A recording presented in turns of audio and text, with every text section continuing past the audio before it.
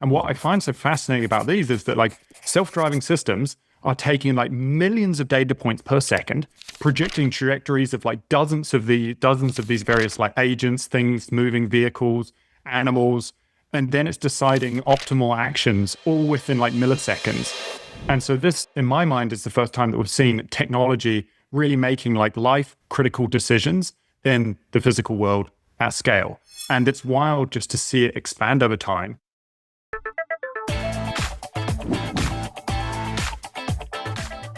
We've got a fun one for you because we're going to go through a bunch of different things that we've both been curious about, things that we are seeing online, things that we're just kind of blown away on the tech front.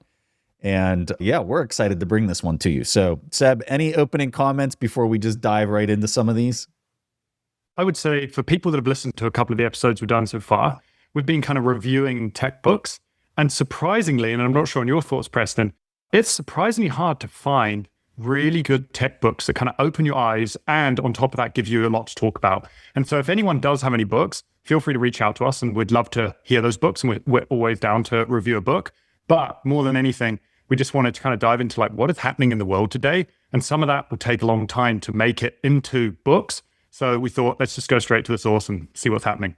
Well, it's funny because we started 2 different books since the last show, and we got probably, I don't know, 30% of the way through each of them. And we texted each other and we're like, I don't know if we can do an entire episode on this particular topic, or the one was about quantum and it was very obscure. And we're just kind of like, yeah, I don't know. So we're going to take this in a different direction today. And we're going to just kind of highlight some really fascinating things that are happening. The first one that I've pulled up is just this Tesla FSD 14.2 that was recently released. And the comments that I'm seeing online in reference to this autopilot, and what I'm going to do is I'm going to pull up and bring up some videos that people are posting online. For people that are watching the videos side of this are going to be able to see it. Seb and I will do our best to kind of explain what this looks like for the audio listener. But the first video that I'm going to pull up here is one that somebody is just showing how superior the software is on just animals crossing in front of the vehicle. And one of the other updates that I've heard is just drastically different than the previous versions is, I guess, blowing leaves would mess up or hang up the AI on board the Tesla vehicle in the past. And now I guess on this latest update that is not the case, but people can see the screen right now. I'm just kind of playing a video, and there was a deer. The car veered out, like right at the last minute, veered out of the way. Another, I don't know what that was. Seb, you're able to see what I'm playing? Yeah.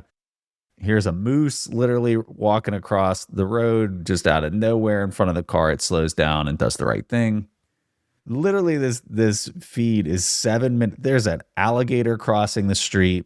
And so the point that the person I think was making with the video is just showing the diversity of different things that can just go wrong, that a human, just we don't even think about the fact that a deer looks different than a cat, that looks different than an alligator crossing the street. And, if you were coding if-then statements on something like this, it would literally be impossible. Like you could never get to the point where you could have software out there that would be covering all of these different edge cases. And the latest version is putting it on full display. Okay, so the video I really want to show, Seb, is this one, and I'm going to play the sound. I don't know if, Seb, if you're going to be able to hear it, but I think the audience is going to hear it in the recording. And this is a video of somebody using 14.2 in a Tesla in Times Square.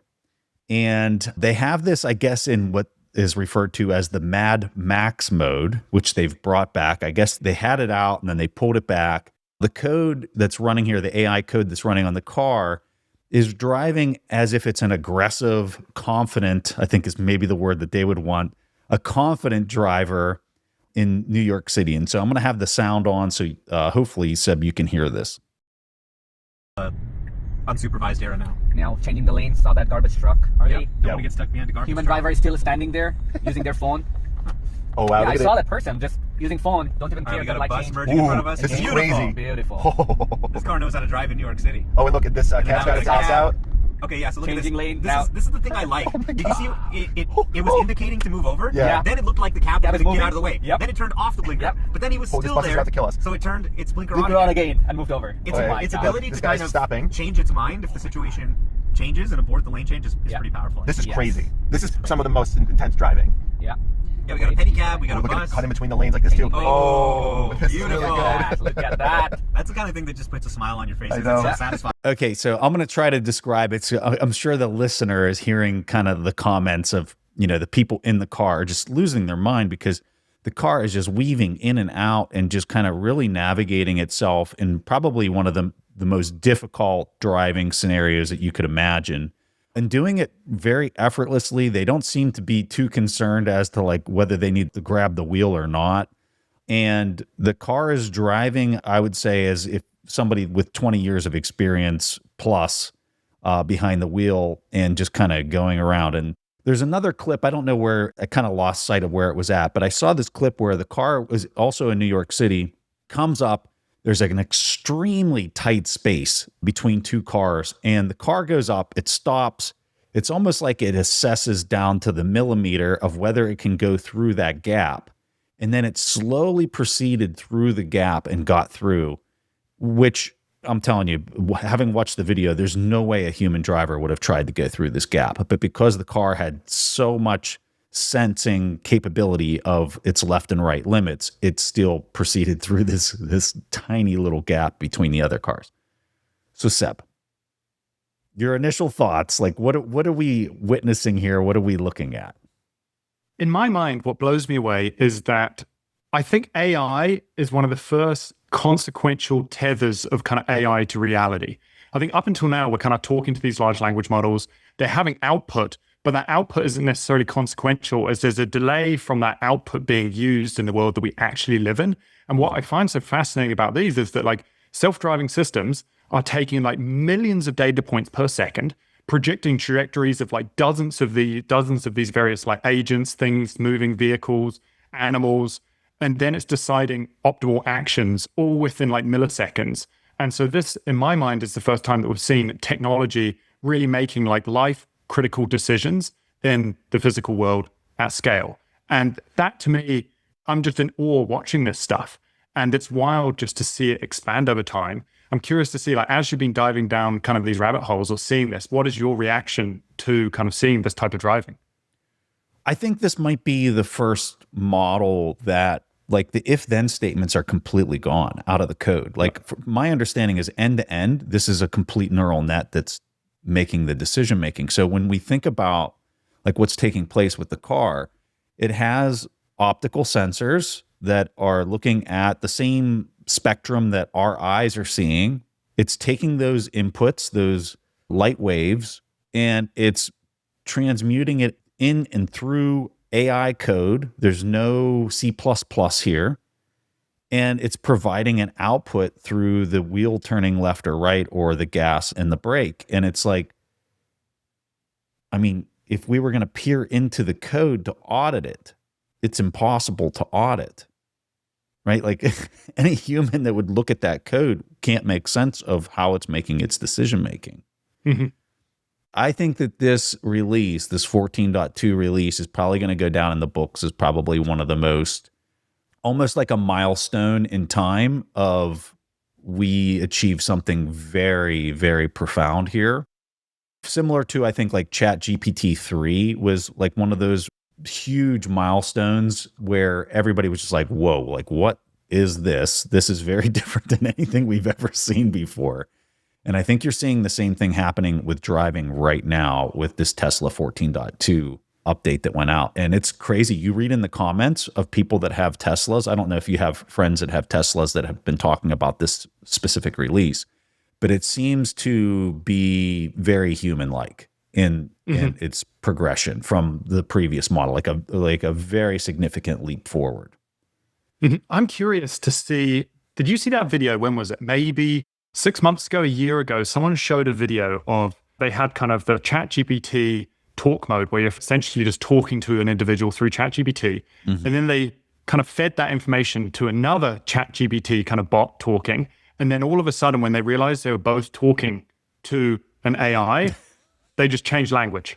And so in my mind, I'm curious, if you were to go into the back end of this like autonomous driving and look at the code, like to your point, it's not if-then statements that we would code as individuals because we're limited by our own various senses, our own various languages. Like we are massively boxed in. And so do they have a capacity well and above beyond our ability to understand what they're doing? If you actually go looking at the back end of these things, I find that so fascinating. You know, you get into this idea of what is the most optimal language to communicate in, right? The AIs immediately stopped speaking English and they started speaking their, but it's an interesting like thought experiment. And I know we're getting away from the driverless car thing, but I was tinkering with AI one time, just asking it. So in your opinion, like what is the most efficient way to communicate? Would it be English? Would it be this language? And it goes into this big, long dissertation about like the different things to optimize for. Like it was saying Chinese is very difficult for a human to learn, but for an AI, there's a lot of compression in the symbols and it can communicate with the symbols like way more efficiently than the English language, which takes more characters to transmit. So it's like, so if you know Chinese and you don't have to like, it's actually more efficient to communicate in written form for that versus in verbal communication. And it's just like the way it views things is so different than if you just had a conversation with, you know, a random person on the street. What would be the most efficient language to communicate? They'd be like, oh, of course, the one I'm speaking or whatever, right? It's just really, it's amazing to kind of see the depth of knowledge that kind of pops out of some of these things. But back to yeah, go ahead, Seb. Well, I was going to add one more quick point on that. And again, it's a bit of a tangent, but it's like a few years ago, my girlfriend was like, hey, you know what? We should watch Arrival. And have you seen the movie Arrival? So for those that haven't seen it, I highly, highly, highly recommend watching it. I think it won a whole bunch of awards. But essentially, it's just like an alien spacecraft has come and landed on Earth. And these countries don't know whether or not, is this dangerous? Does it want to attack us? Like, why is it here? And this lady goes in, she is, I think her expertise is in languages and archaeology and history and all this kind of various stuff. And so she goes into this spacecraft and starts communicating with these aliens, and they speak in a different language, but they don't speak obviously verbally, they speak through imagery and these kind of swooshes, these big kind of black ink swooshes. You can think of it like the Japanese calligraphy. What's really interesting is it hit me like my girlfriend fell asleep and I just like broke down halfway through watching this movie while laying in bed, because the way that it communicates is through these various swooshes, but each swoosh has an intricate amount of information through the tendrils of the swoosh, the blackness, the darkness of the swoosh, how it shows up. And so it kind of goes back to that quote, which is an image kind of conveys 1,000 words. And I think that when we're looking at imagery versus ones and zeros or even text, there's only so much information that can be encoded in a word, but in an image, from a single second of looking at an image, you can convey the emotion behind it, the feeling, the location, like what's in the landscape, what's going on. And so I'm just curious that like, are we kneecapping AI in many ways because we're trying to communicate with it using our language that we are obviously limited in the ability to convey information? Yeah. Amazing point, by the way. Some other interesting things that I think are worthy of highlighting here to help people kind of conceptualize like where we're at right now. So in early 2024, version 12 of the driverless tech out of Tesla was released. So this is almost 2 years, a year and a half ago. And the person who was observing or auditing the performance of the driving, the autonomous driving, had to intervene about every 150 miles based on the way that the car was driving. Today, the version that you just saw, if you watched the YouTube of our conversation and could see some of the videos that I was playing, this is about every 800 miles between the person auditing the driving would have to intervene. So that's about a 5x improvement that's happened in about a year and a half. And just for context, a human driver, if you were sitting there and auditing another human that was driving, it would be about every 50,000 miles that you would have to interrupt and maybe take the controls because of a mistake being made. So, you know, we're about 50x from where that's at today. according to some of these metrics that I've researched, just very cursely. So if some of my metrics are wrong, I didn't put a lot of time into pulling up these numbers, but just so people kind of have a ballpark of where things are at, it's moving fast. And if you have a 5x improvement in a year and a half, I can only imagine where we're at in another year. And when we look at this and we say, like, what this computer and what this AI is doing on these cars is it's really kind of understanding just spatial awareness. Like, for it to pull in, and some of the parking stories that I've read online where people are like, yeah, I told it to take me to this parking lot. It selected like an amazing parking spot amongst, I mean, just think about the complexity of that decision making. I mean, I could just tell you from my wife and I parking the car, she has so many comments and frustrations with my parking selection. So, it's a hard problem to optimize for. I can only imagine. So, but what everybody's saying is that the car does an amazing job at selecting parking spots and the efficiency at which it pulls in there. And it doesn't feel like it's just kind of like, God, can you please like finish the job here and park the car? It's very natural and human-like is what everybody's saying. So, you know, to understand that I'm in a parking lot, to understand that's a driveway, to understand that's a garage I'm pulling out of, and that's a bicycle over there. And like all the nuance of this is miraculous. It's definitely miraculous as to like what's taking place. Well, as you're saying, like at the moment, it used to be 150 kilometer intervention or mile intervention, and then it went to kind of 800. And for the average human, it's 50,000. I would say the average human, if you're driving from Vancouver up to Whistler in the winter, you should probably be intervening every like 10 kilometers just because the highways are just so heinous. So I'm curious to see, I think it's one thing to be dealing with decent conditions. I think the moment you start to get torrentially downpouring rain, like is it starting to intervene with the sensors? How do the sensors like perform when there's a lot of movement or distortion in whatever it is, a radio wave, an infrared wave moving through water? Like, do you get distortion from that perspective? And one thing that also comes to my mind, and I'm curious on your perspective on this, is kind of like, I'd say like AI and this like moral outsourcing problem, where when humans drive, like we take responsibility for our mistakes.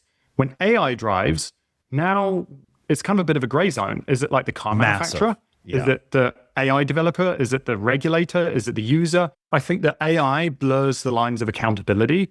And I wonder, like, how much through technology are we just putting off accountability and becoming kind of, I don't know, we're losing control as a society. Seb, this is a massive, massive talking point that, so the new robo-taxis aren't even going to have steering wheels in them, right? So, you know, I guess from that vantage point, it's clearly Tesla that's responsible for the performance on the road and any type of damages that might occur because of the car's driving. And I mean, everything's recorded. So, I mean, you can definitely Monday morning quarterback the decision-making of the software with all the cameras on board.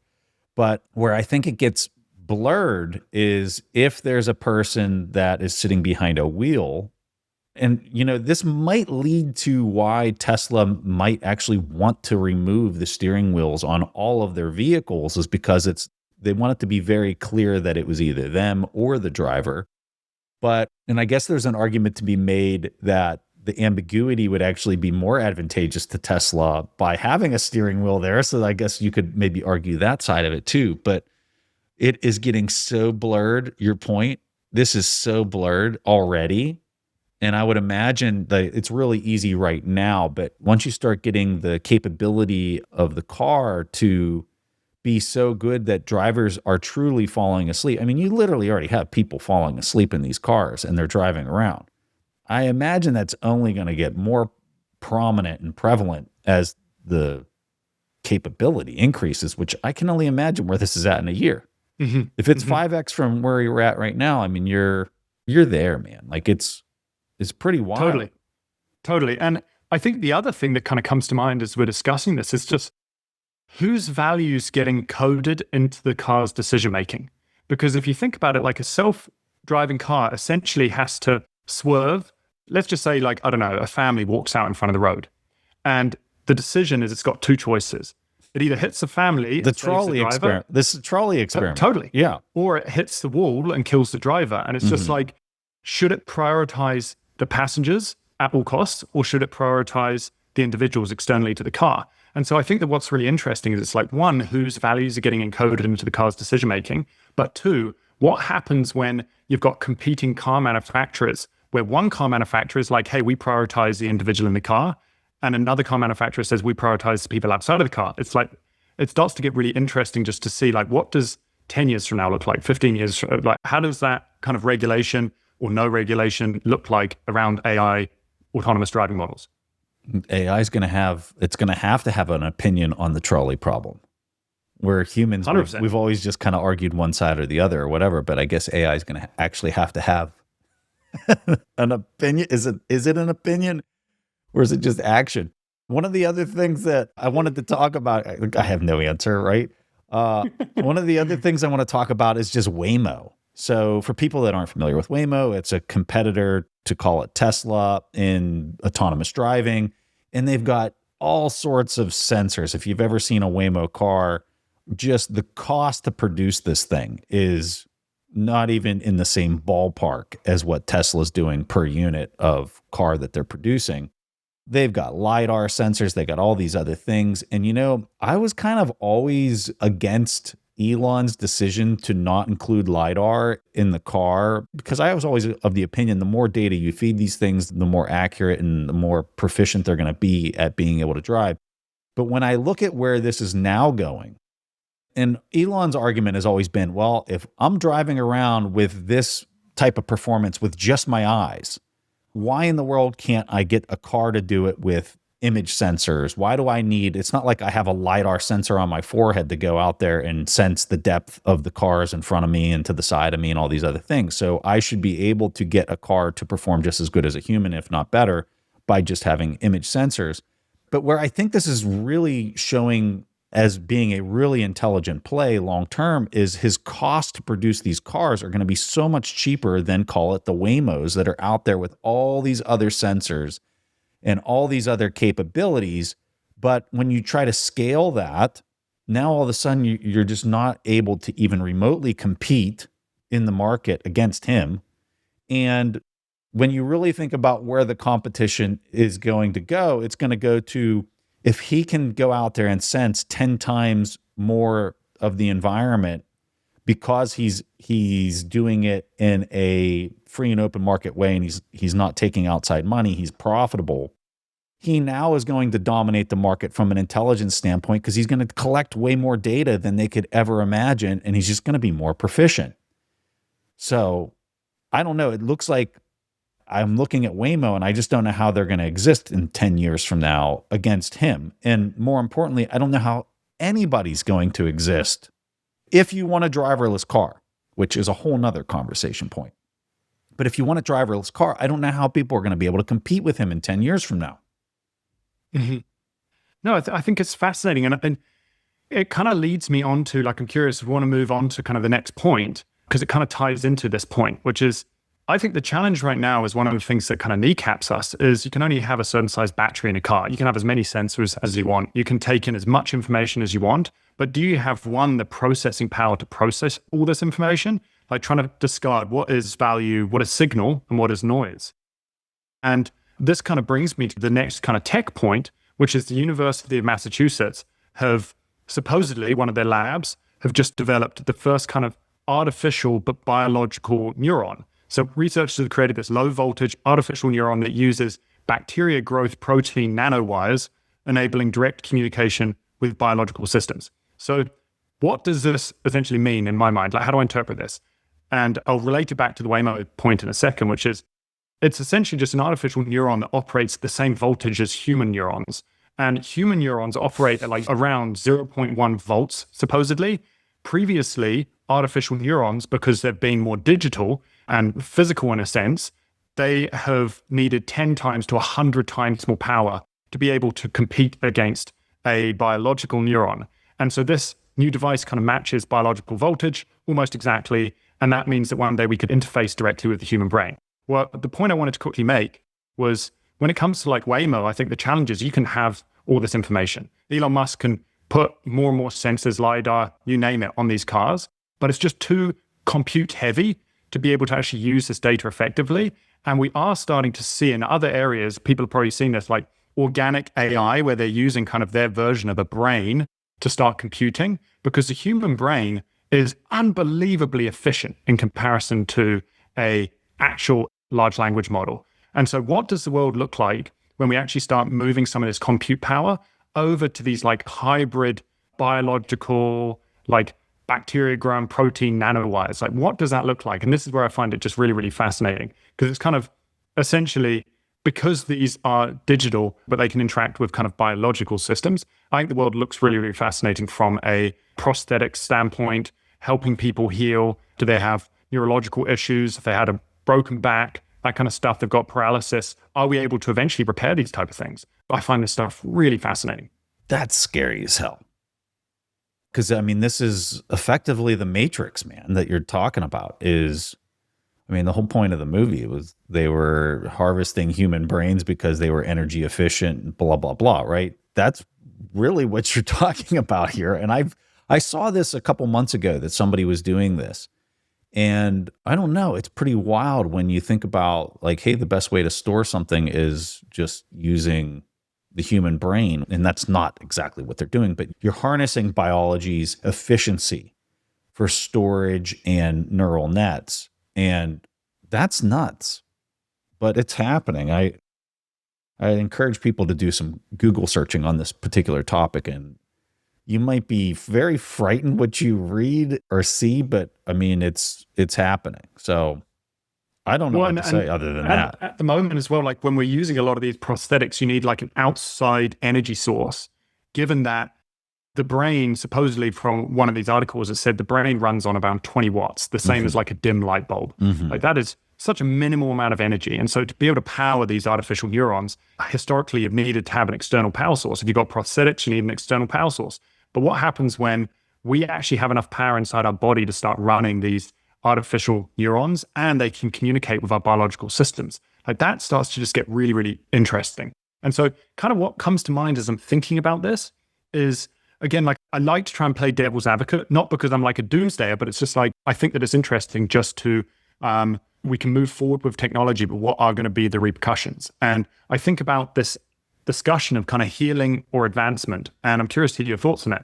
I'm like fully supportive of technology being used to heal people. So we can like restore vision, we can regain mobility, we can repair neural damage. These are all like extraordinarily and like deeply amazing uses of technology. But I think there's a line between healing and enhancement. And one, when technology goes beyond just kind of restoring someone's sight to like a baseline level and actually starts to improve it 100 times. Or what happens when we start to be able to improve someone's strength. And I think that this augmentation could create a bit of a two-tier society, because if enhancements are expensive, then only certain groups are going to get these enhancements. Yeah. And then you've basically created a caste system of people that are far and above intellectually, physically, cognitively. You're far and above the average individual. And so I'm curious to see like your thoughts on it. This technology is amazing, but I'm a very anti-regulation, deregulation type person, but there's a part of me that wonders, like, do we actually need regulation in some of these industries to prevent these massive disparities of capacity in society? Even if you have the regulations, are you going to prevent the end game of what you're describing? And I kind of don't think that it would. It doesn't seem like regulations ever prevent the free and open market solution of nature from taking place. It might slow it down, but I don't know that it actually prevents whatever is inevitable of like what nature is trying to manifest. And that might be my bias for free and open markets kind of coming out. But yeah, I don't know, Seb. That's it's getting weird, man. I don't know how else to put it other than it's getting weird. And I don't think that that's the answer people want to hear. Ultimately, and this isn't to bring it back to Bitcoin, but it's just like, I think the best thing we can do is have a monetary system that aligns with our deflationary society where prices should be falling over time, because at least then this technology is available to the average individual quicker. I think that when they're living in a society where the cost of living is rising and they have less and less capacity, what ends up happening is that this technology takes a lot longer to potentially scale to people that can't afford it. And so at its heart, I think that we at least need to fix our monetary system so the technology is in alignment, or at least somewhat in alignment with human ingenuity and money and such. When you think about it, the AI is going to demand free and open market money that is not being manipulated. It's going to want a fair money in order to transact, whether humans like that or not. And I mean, we go down a whole nother path there as far as like AIs being able to own anything.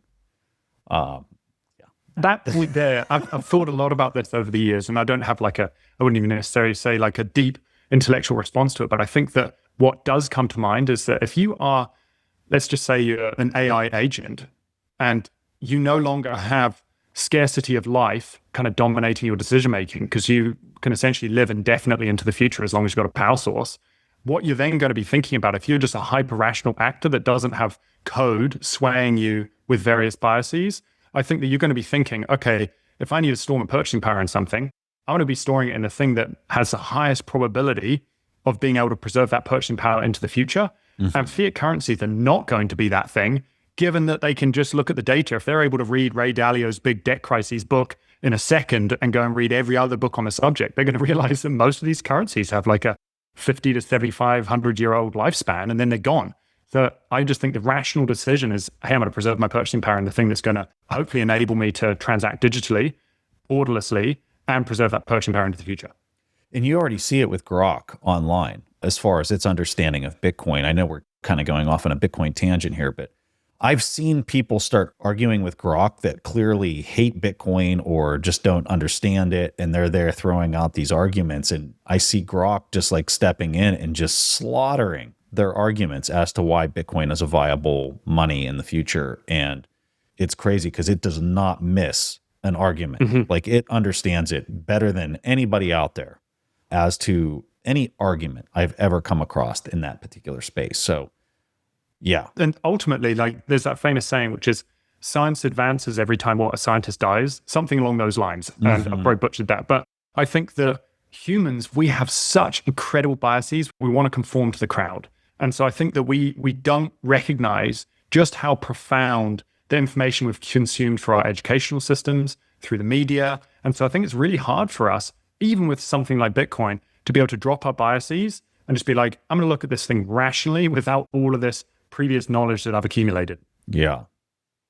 Hey, I'm going to move on to the next one. I'm going to move on to the next one. This one's going to be funny. So are you familiar with this Nano Banana Nano Banana Pro? Are you familiar with this? I've seen a couple little posts about it, but I can't tell you much about it. Okay. So this is Google with their Gemini. This is to compete with Midjourney. For people, if you're not familiar with any of the stuff we're talking about. So Midjourney is this image generator that really had the first mover advantage in AI image generation. And just like any other AI, it's gone out there, it's ingested a ton of different pictures and the labeling that's associated with those pictures in order to generate realistic pictures of whatever the person prompts it via text and say, hey, I want to be standing in front of a bookcase and there with my arms crossed, and generate picture, and it generates the picture. Google came out with their first AI image generator and it was a disaster. Like it was very woke. It was just, you could tell there was a ton of bias kind of put into it. But recently, just in this past couple of weeks, this, and I'm hopefully going to say this correctly this time, the Nano Banana Pro is what they're calling their new image generator. And it uses the Gemini reasoning engine so that it can plan the 3D scene. It can calculate the light, and it's using material density before it renders a single picture. And so it's using this physics before it goes in there and just kind of replicates all the previous images that it was, fed. It's using this 3D physics kind of basis behind the images that they're doing. So I wanted to try it out. I'd never played with this. I wanted to try this out, and you're going to really laugh at what I'm about to show you here, Seb. 10 minutes before we started recording this, I went and took a picture of myself, and I wanted to put this thing to the test. Okay. So here's the picture. I'm just sitting in the chair that I'm sitting at right now. And I told this Banana Pro, Nano Banana Pro software to take a godlike picture, like from the ceiling, of the image that I just gave it. And so I gave it this picture of me sitting here in front of the bookcase, like where I always record. And so this is what it came back with. Okay. And you can see it's me holding up an iPhone, taking a picture of myself. The books are there kind of on the left. They're not behind me. But I guess, the interpretation is that the bookcase could be wrapped around. But what I noticed on this picture that was off, I don't know if you're seeing what is definitely wrong about the picture, Seb. What is very wrong about the picture? You've got a full head of hair. Is that it?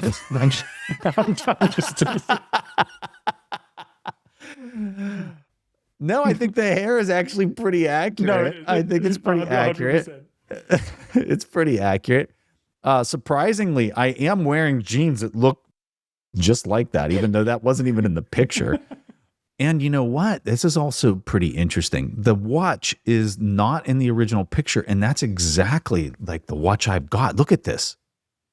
That is so weird. Did you just pick up on that now? Yeah, I just picked up on that right now.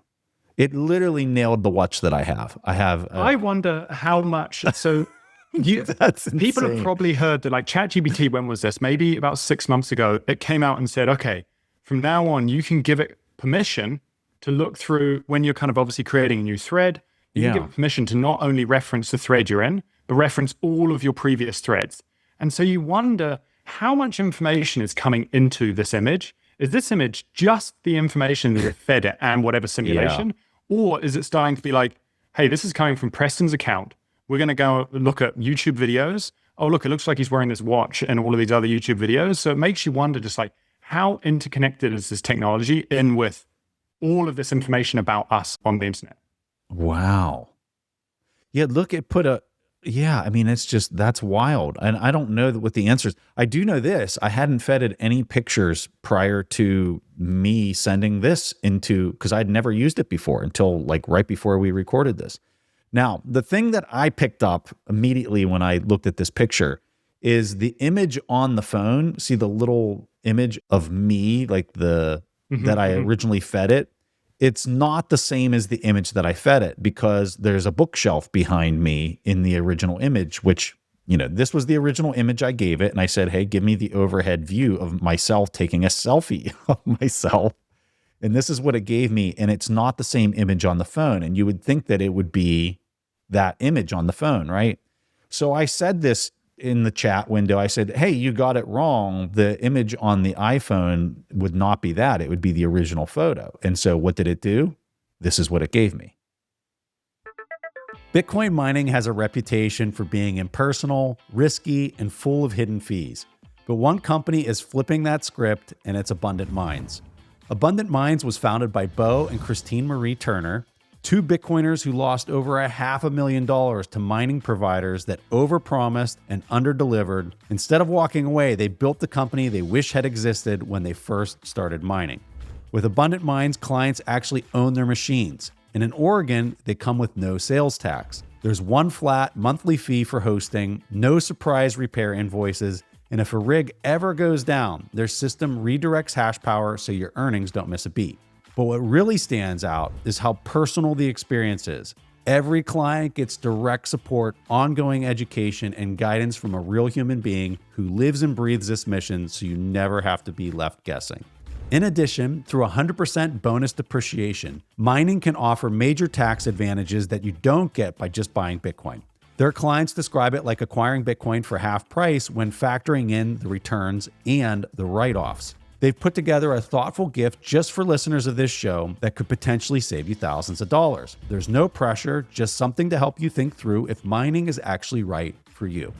So if this is something you're curious about and you want to learn more, you can check it out at abundantmines.com/Preston.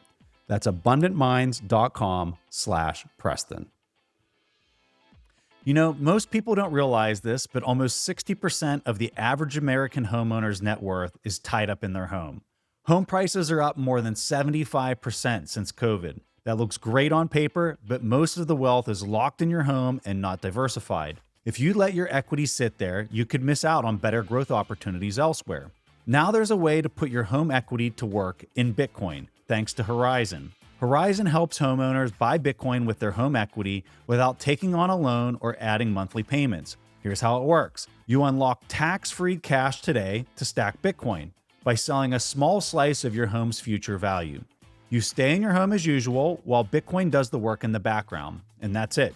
Later on, when you sell or refinance, Horizon's providers take an agreed-upon share of your home's future value, and that's the trade. And what really sets Horizon apart is that there's no term limits and no risk of forced liquidation. You keep 100% of your Bitcoin upside, and you custody the Bitcoin however you want. With money printing inflating home prices to their highest level ever, it may be wise to take some gains off the table. If you want to diversify into Bitcoin, an asset with a proven record of beating inflation, Horizon may be the product for you. Head to joinhorizon.com to see if you qualify and see your home's Bitcoin potential in just 2 minutes. Their team of experts will work with you one-on-one from start to finish and help you unlock your home equity to purchase Bitcoin. Transform your home equity into Bitcoin today with Horizon. Fascinating. And so, yeah, it just updated that. Everything else stayed the same. And then it just updated the mistake that I called out on it. I mean, when you really take a step back and you think about what's happening here, this is pretty crazy, right? Like, I've noticed that AI, especially with a lot of these image generation, sometimes if you fed it information, it's as if it can't take that information you've fed it and use it exactly. It has to do some form of change to that information. You've probably seen those threads where someone has asked it to generate an image or change an image subtly. And then it feeds it the output and it has the same prompt. And then it feeds it the output and has the same prompt. And what you see over time is it's just the image goes off in these really weird directions. And so I feel like there is this odd, it's almost like it's got a lack of a tether to reality at the moment. It seems to go off on these odd tangents. Now, something else that I read on this is you should be able to take a picture of a plate that was broken and basically say, hey, reassemble the plate, like glue the plate back together. And the way that the plate was broken, as it would glue it back together, would still be on par with what it should look like just to kind of like demonstrate why this is so different than some of the other, AI image generation that's out there. Pretty fascinating, right? I work with a guy that used to be an architect, and he was doing some renovations on his house. So he has this doorway in his lounge where you walk into the lounge, and what he wanted to do, if I remember correctly, is put a bit of a bookcase that extends up the wall over the top of the doorway. And so he sketched on a piece of paper the dimensions, kind of sketched the doorway, fed image generation a picture of the doorway and a picture of his sketch, and then said, can you render this for me? And it looks unbelievably realistic. Yeah. And so I think that we're starting to be able to, especially if you're curious and you're like, hey, I want to improve this thing in my house. I want to see what it roughly looks like.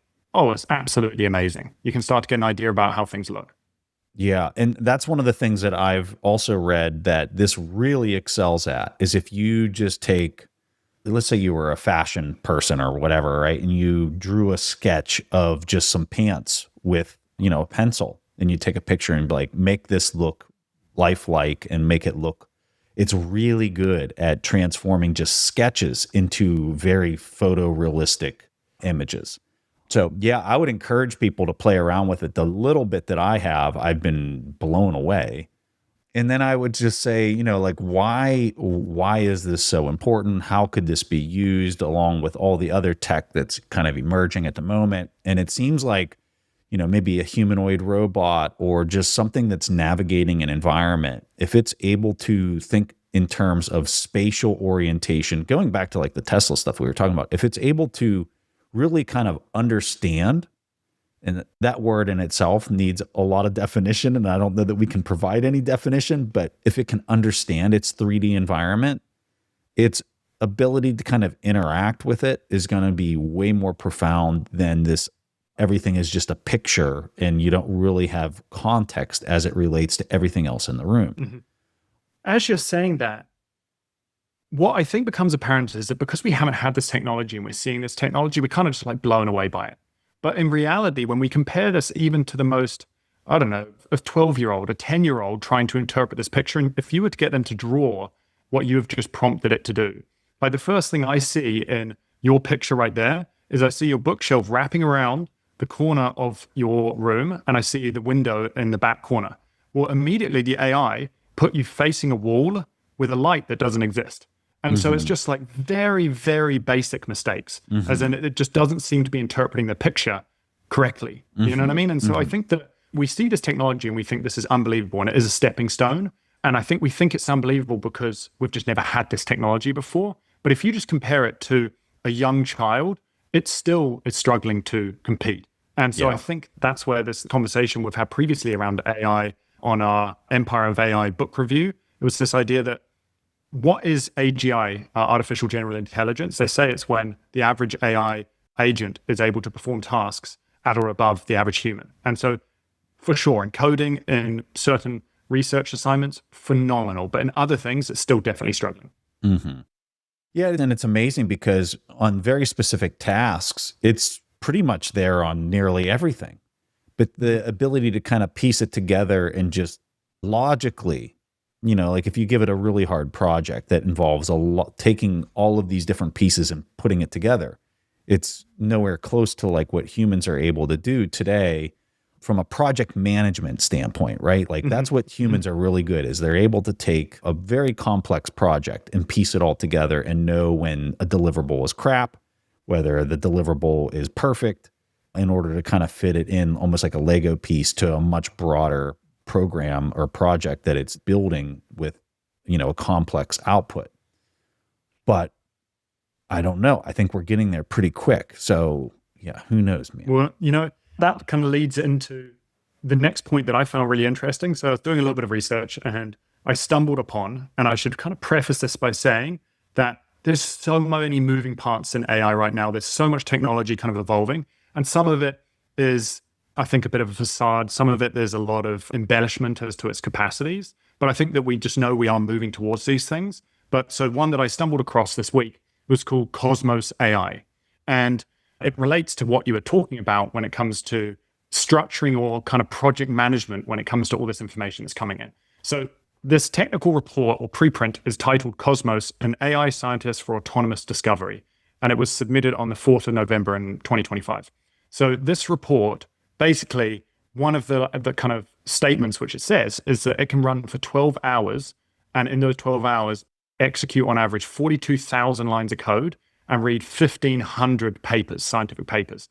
And the authors of this study claim that in a single, what they call a 20-cycle Cosmos run, it performed the equivalent of 6 months of their own work.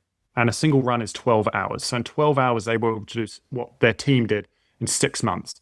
And so essentially, how does it work? It says that it works by kind of releasing hundreds of little tiny agents all at once, AI agents. And one is digging through papers, another one is crunching data sets, another one is writing code, testing hypotheses. And when one of these agents finds something that they feel is valuable, it then posts its findings to kind of a shared digital whiteboard. And the key innovation is that every agent uses this whiteboard in real time, so they're building on each other's work instead of operating in isolation. And so the researchers behind Cosmos, they weren't trying to make like a super smart single model. They were trying to create something of like a collective mind, and they described this as kind of their structured world model. And so it's like a coordinated system. And so what I found just really fascinating about this is just like how quick they're able to like ingest information, and they're working collaboratively. And it kind of talks to your point, which is a lot of these image generation models, it may ingest all this information, have these various different agents operating in sync, analyzing this information, but how much that information is shared between these various agents, because they're all looking at a different perspective. One is maybe trying to figure out, okay, where is the light coming from? What are the shadows? Another one is trying to figure out, okay, what is in the room? You've got a bookcase. What are the angles? Another one is trying to figure out what is, I don't know, the complexion of your skin and all this kind of stuff. And so being able to analyze all this information in sync, but share that information, I think is so, so fascinating. And like, what does the world look like moving forward when we can crunch this unbelievable amounts of data? All I'm hearing when you're saying, because what you're saying is exactly right. Like you have to, going back to the picture example, let's say that first picture was presented and you have 5 AI agents and their job is to find what's wrong with this picture. One of them finds that the picture on the iPhone is wrong. One of them sees that the bookshelf is not behind me. And then they have, a collective conversation and then the image is regenerated. I think you're seeing this with LiDAR-heavy, where the LiDAR-heavy has 4 different AI agents. And then I suspect that they go through and they have kind of a consolidation and a re-adjudication as to like what the final answer should be before it gives it. So similar to what you're describing with that, Seb. But this is the thing that I think a lot of people are talking about this, the energy consumption to then run all of these checks, these additional agents, right? If we put 20 more agents on finding the mistakes of what the first one generated so that we can do another iteration of it, it's just 20 times the amount of energy that's required to provide that answer. And this takes us down a whole path, which is the next, and I don't know if you wanted to move on to the next topic, but this is my next topic, which is this nuclear power, energy being the limfac of like where this can all go. You literally had Jensen Huang from NVIDIA come out and say that he thinks in the grand scheme of things, China has a better chance at achieving AGI than the United States because they have the energy infrastructure to support the training and the inference on the models. And I mean, I don't know if this was a political statement to then allow the current U.S. administration to go out and start spending a bunch of money on energy and to reinvigorate nuclear and all that kind of stuff. But it is the one thing that I keep hearing in this particular space is where we need to be spending a lot of our time is just taking the grid to the next level.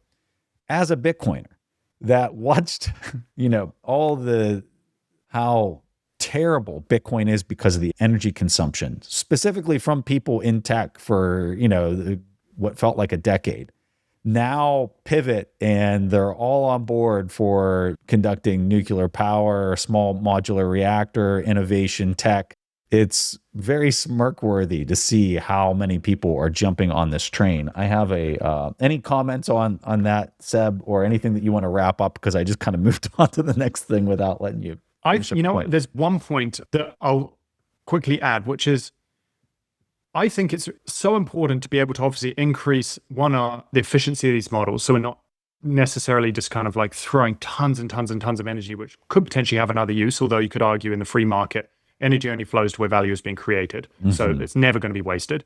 But I also think that as we're firing more energy into these models and we're getting more information out, we're still kneecapped not by the models or the amount of energy, we're kneecapped by ourselves because there's the speed of discovery and then there's the speed of verification of the information coming out of these models.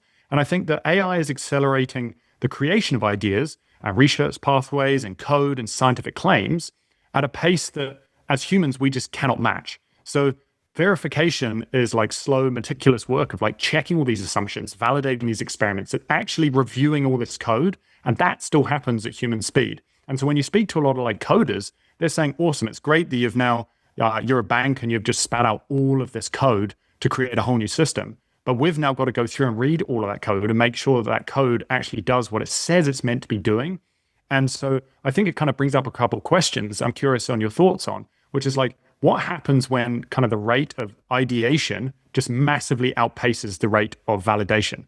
And does our progress almost kind of stall a little bit because of this just backlog of all of these amazing ideas and we don't quite know which avenues to go down because we just can't keep up with how much information is coming at us as humans? Mm-hmm.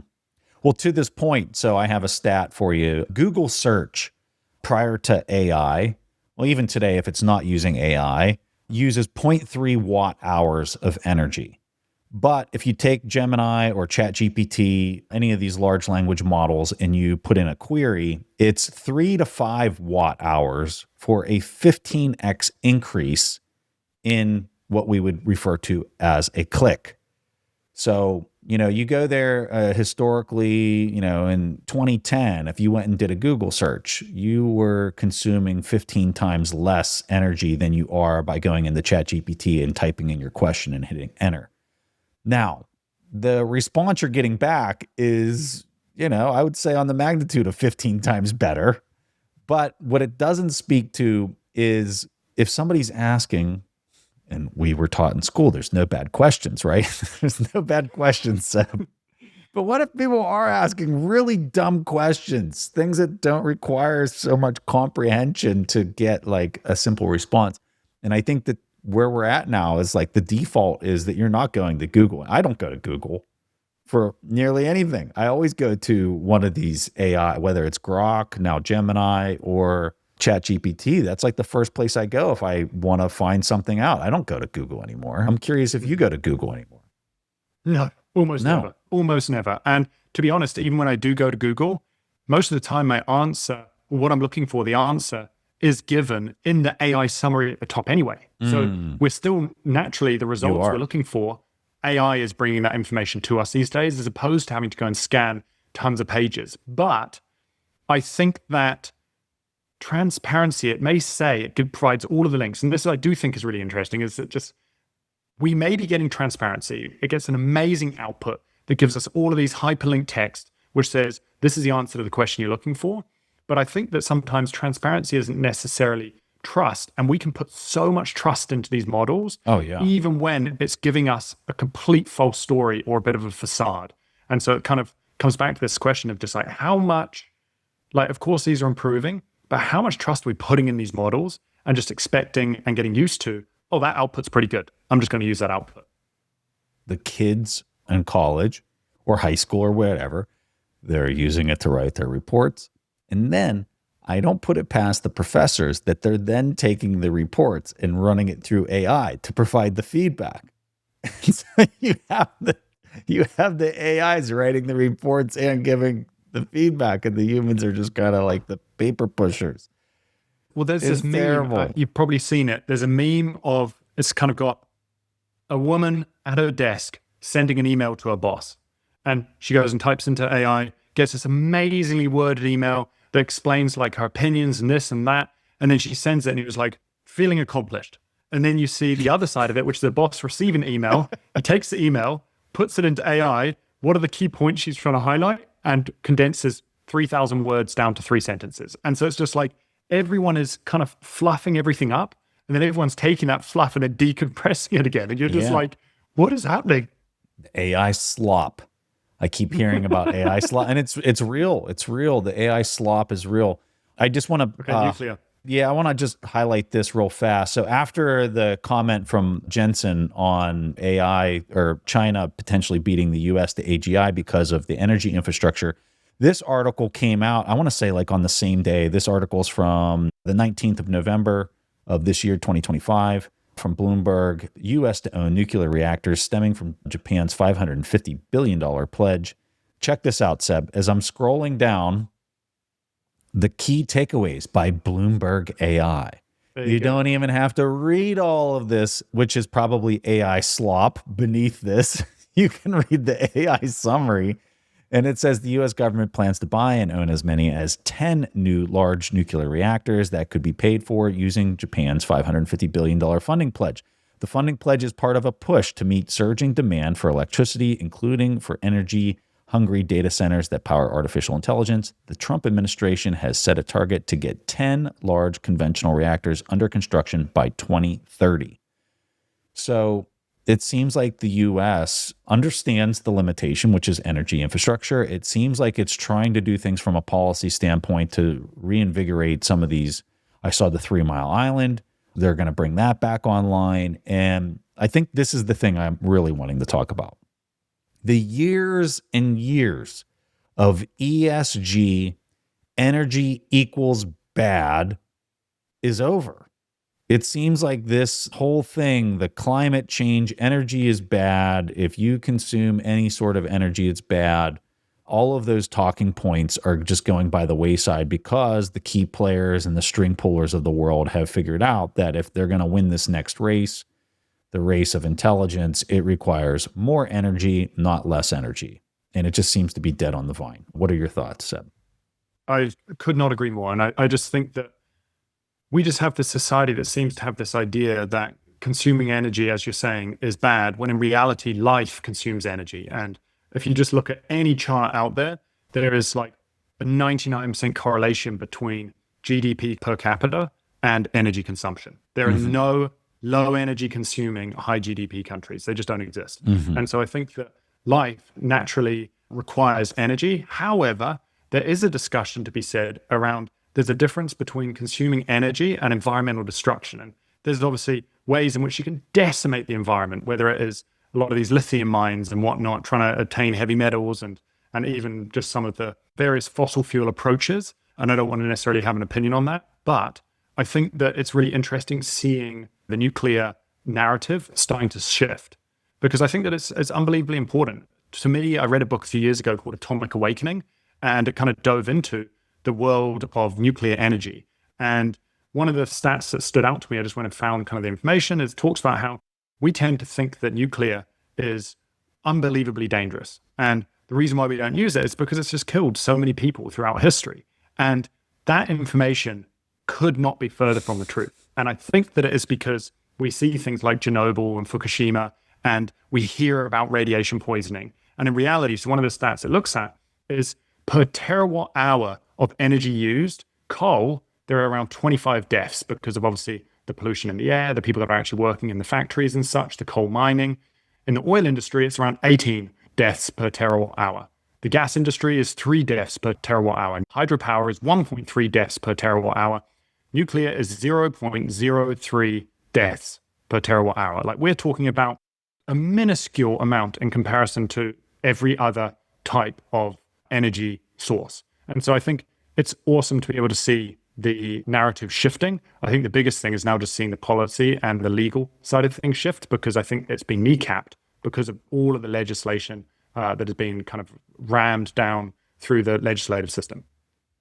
Nothing more to add. Can't agree more. Did you have a final topic that you wanted to discuss, Seb?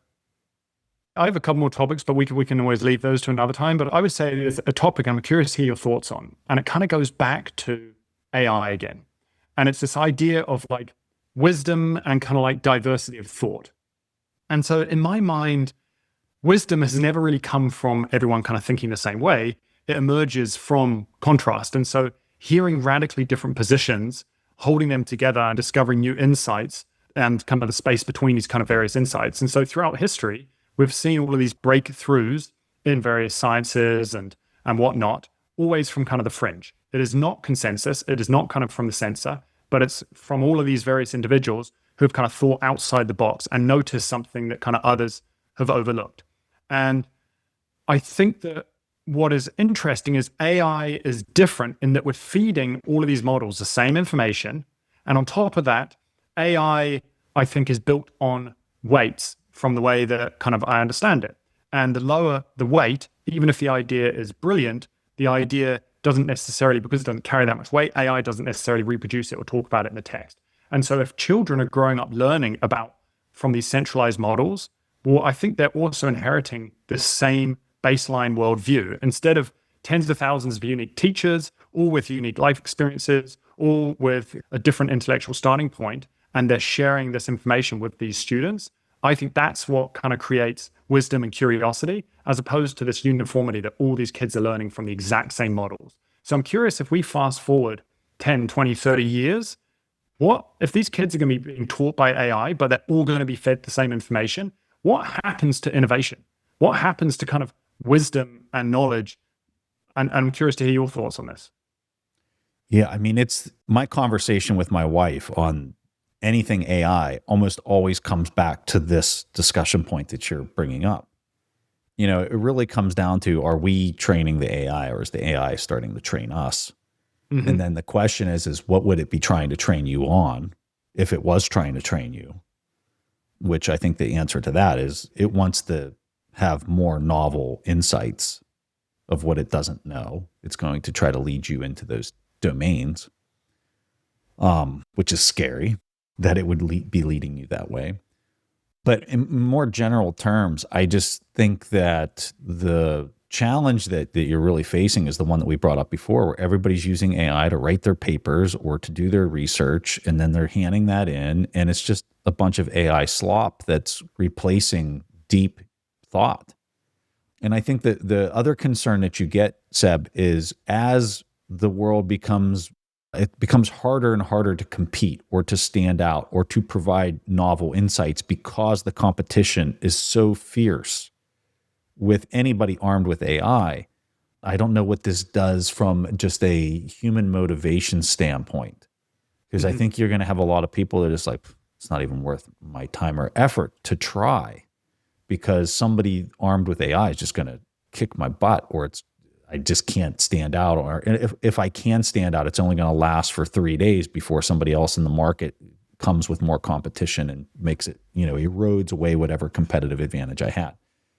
Where I would push back is there are plenty of industries out there, not plenty, but there's some industries out there that you can still provide value for if you're servicing human beings. And where they aren't, or at least where they appear to not be, is in services, soft services, digital services. It seems to be crazy competitive.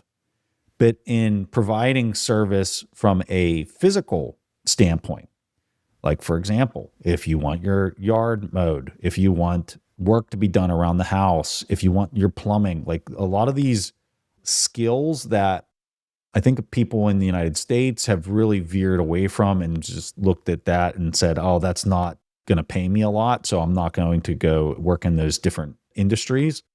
I think that is ripe for disruption and opportunity for a lot of people to actually make quite a bit of money, especially if they can do it from a standpoint of they do it really well with high quality work, but it involves physical labor. It involves people getting out in the physical space and doing things and not sitting behind a computer and clacking on keys.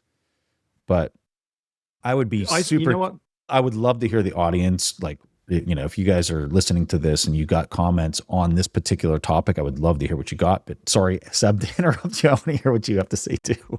No, and you make a really interesting point. And I'm curious, again, just to hear your kind of reflection on this, which is I've spoken to many individuals through the Bitcoin space that have come from traditional finance. And they used to work in consulting, and they used to work in the banking sector, and they used to work for CPAs and various other kind of financial industries. And what I find really interesting is that they're actually stepping back from that sector because the white collar worker, the knowledge worker, is being completely disrupted through AI. They're stepping back and they're looking, okay, where can I direct my time and energy into something that's not going to be replaced immediately or in the foreseeable future? And one of my good friends who I speak to, who's in the Bitcoin space, I speak to him bi-weekly. He's saying that, you know what, I'm looking actually to buy a painting company with a whole bunch of painters. I'm looking to buy a storage company. I'm looking to buy things that we are not going to see them overtaken anytime soon. And so if you have a handful of painters or a handful of plumbers, or you've got like a trade company, I think those companies, they can provide a reasonable lifestyle. You don't need to be worth 50 million, 100 million. It's like, what do you want to be able to show up for your family? What do you want to be able to afford a house and to be able to live comfortably? And I think sometimes the financial world, social media says we need more. And in reality, I think you can live a relatively comfortable life with a decent little income of kind of low, mid six figures through one of these kind of more manual labor, physical trades. Yeah. I mean, the counter argument that somebody from tech is going to immediately bring up the humanoid robots, which we didn't even discuss during the show, but at this moment in time in 2025, any type of humanoid robot video that I've watched, it goes over and it's like emptying a dishwasher, and it literally takes it 5 minutes to put a spatula in the dishwasher, and then it like fumbles all over the place. So that could change very quickly. But I think humans, if I'm going to hire somebody to do something around the house or whatever it might be, right, I'm going to a human and not a humanoid robot, at least not anytime soon. So.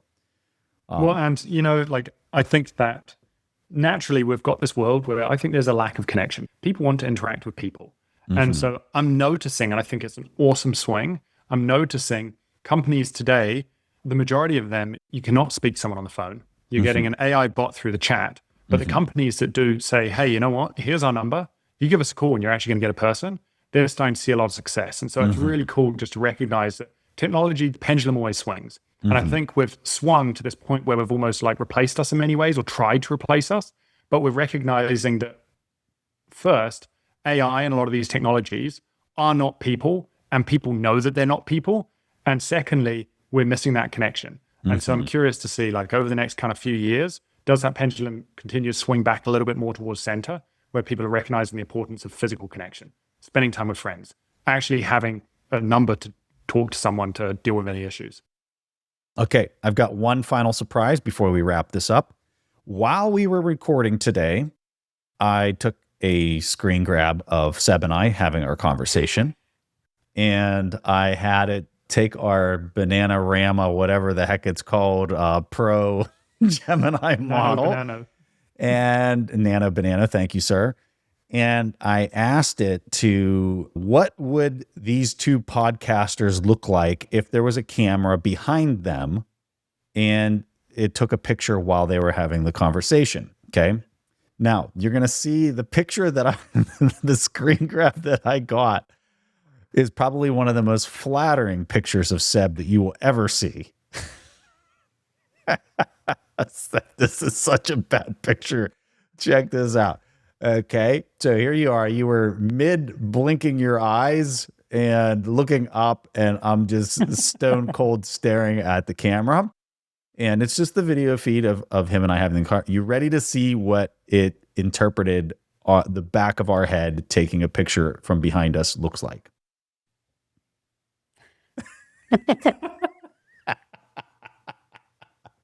Okay, so for the person that can't see this, it's not bad. There's a lot right with this picture. As far as it looks like, Seb, your room, it did not reverse your room, right? Like your room is there, but it is showing that you are looking at a computer. The back of your head and all that looks pretty normal, but you're talking to yourself and not me.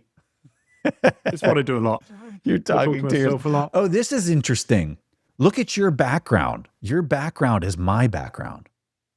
Look at that. And have you seen that it's also given me your headphone, but not in the... Oh, that's right. Yeah, look at that.